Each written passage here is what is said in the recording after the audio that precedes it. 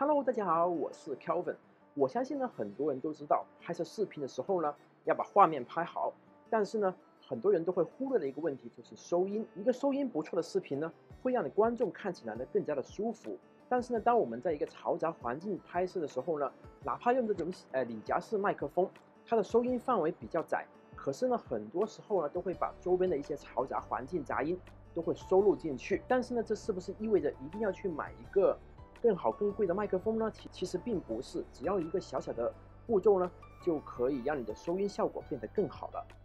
现在呢，我先让大家听一下以下的两个这个画面，这两个视频呢都会在同一个环境、一样的相机、一样的麦克风进行拍摄，我们对比一下有什么不一样。Hello， 大家好，我是 Kelvin。Hello， 大家好，我是 Kelvin。其实呢，现在大部分拥有这个麦克风插口的相机呢，它都会有一个麦克风灵敏度设置。在正常情况下呢，它都会在这个自动模式，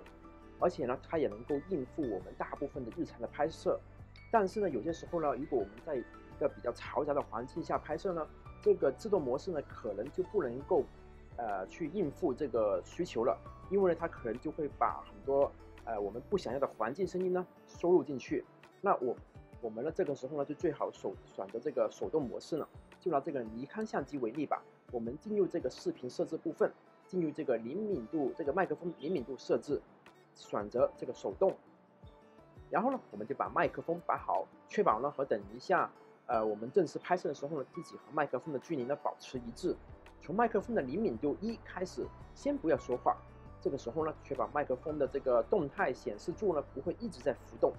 然后呢，用正常的声音来说话，例如1、2、3，或者 Hello Hello。然后呢，我们一步一步的从这个灵敏度的1、2、3、4、5，如此类推进行测试。